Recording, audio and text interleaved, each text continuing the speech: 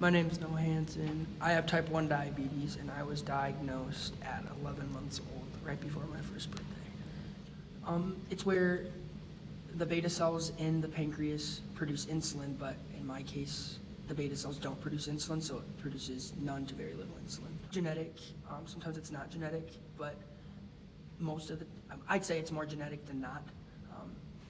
In your case, it was, right? Your dad has diabetes? Mhm. Glucose is the sugars that travel through the bloodstream that go up into the cells. Well, Here. generally with like the insulin is here, the glucose is here, so like once it's rising, to like level itself out. That's what the insulin is used for, but in my case, because I don't produce insulin, the glucose can raise my blood sugar up higher. Yeah. I use a insulin pump and a meter. I don't have that on me, it's in my bag, but What does that do? What do you have to do? for this. Yeah. Well, basically, here is my insulin vial. It's basically what I'm using to live. This machine does a lot for a lot of people, which way back when it first came out was really exciting because it gave more of a hope for type 1 diabetics, because generally type 1 diabetics would die within months, maybe a year. So I test my blood sugar. I'll put it into a special thing called the Bolus Wizard. Put that in, put in my carbs if I have to put in any carbs, and then it'll deliver my insulin for me. Well, for a lot of people, it varies differently, the way that they treat it, some better than others, which for me, if my blood sugar's high, I'll give myself insulin, but I also use a sensor. And with this new 670G model Medtronic insulin pump, it can use your sensor to track your blood sugar level, and it can increase your basal rate, which is the amount of insulin it gives you per hour or per second, if need be. And then if it's lower, it can suspend it, which means it can completely cut off the insulin that's going into my body. So that's one way I can treat blood sugars that are high and low. If I'm low, I need to eat something until I feel better. Generally, 5 to 10 grams if I'm not doing anything, but if I'm doing like heavy activity, 30 grams is about what I start with, then I wait 15 minutes to test again. Well, my parents did most of the work for me. I don't really remember being diagnosed because I was so little, but I remember my mom saw that I was losing all my baby fat because my body was, I was so like dehydrated and my blood sugar was so high that it was using my fat for energy. And I was drinking a lot, I was going to the bathroom a lot.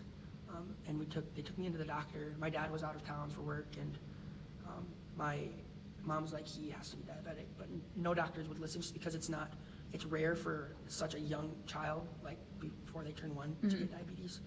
Generally it happens, ages 2 to like 10, within that range is when kids normally would get type 1 diabetes, but not for me, so. It affects me a lot. For a long time, I felt sick every day when my A1C, which is like your blood sugar average over the course of 3 weeks, it was insanely high. And they'd like us to be relatively like 6.5 to 7, where mine was up to like 11.9. So I was extremely sick. I couldn't put on any weight. I was extremely thin, throwing up all the time, just felt so gross. But when your blood sugar is high, I personally get like a sugary taste in my mouth. Like sometimes if I'm high, you can like smell it off of my breath, like just like a sweet smell. And that's one way to know that you're high. You generally get a headache, your eyes are really dry, your skin starts to dry out, you're really thirsty, go to the bathroom a lot. And then when I'm low, it's like almost like hallucinating, almost. I get dizzy. Sometimes if I get really low, I like start to see things. Shaky, sweating, my pupils and my eyes will get really big. And also one way to know like if you're low or high is the color of your blood when you test. If it's darker, it's generally normal or even low. And if it's like kind of like a brightish red color, like kind of pinky almost, it means you're probably high. What about like with your seizures? Well, for me, I've had a couple seizures when I was younger. My most recent one was when I was in 5th grade. They had to use, or every single time they've had to use glucagon shot, which is glucose with saline water, so you have to like mix it all up, and it's it's the needle pretty long, and you put it in your leg. All I remember was sitting in the chair at the clinic, them telling me, like, you're gonna be fine, as I'm like shaking and like, I barely can remember. But all I know is for the next 3 days, I slept. I didn't eat anything. I drank water, but I don't remember being awake.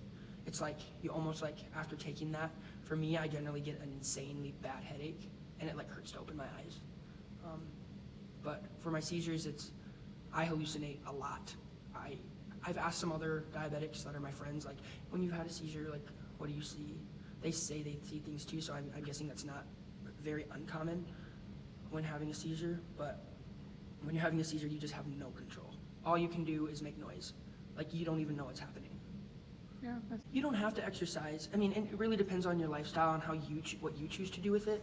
I mean, personally, I feel exercise is really important just because it's always been something that I like to do. But I do know diabetics that don't exercise. We can eat whatever we want as long as we're taking care of ourselves, putting in our insulin, making sure our blood sugar levels are where they need to be. I don't remember life without it. I just don't. But I know for my family, my brother specifically, he's really scared. He gets very scared that he's gonna get it. But he's also scared for me because I've never seen myself have a seizure. So I don't know what it's like. For me, I've met a lot of awesome and amazing people through it. A lot of the professionals for like health stuff have like helped me so much. So that's really made diabetes better for me and made me feel like I can live a normal life. Not saying that, I mean, yes, I'm a person, I'm living a life, but with diabetes, it's just a little bit different because you're almost like hyper aware of everything that's happening and everything that you feel, which I feel like sets me apart from a lot of other kids. Don't stress. I know it may seem like it's, at the end of the world, like it's your life's changed forever, but once you get used to it, it's really not, it's not horrible. Yes, it's not something that you want to do, but it's something you have to do. And all we can do is hope that there's a cure. Have hope, take care of yourself, be aware of how you're feeling, and make sure you also let your friends and family know all like the symptoms, anything for low or high blood sugar, just because you want people around you to also know how it works. And if you want to be good diabetic, you have to have the people around you support you and be there for you and be along the journey with you, which is something I kind of learned with my family and other families that I've met.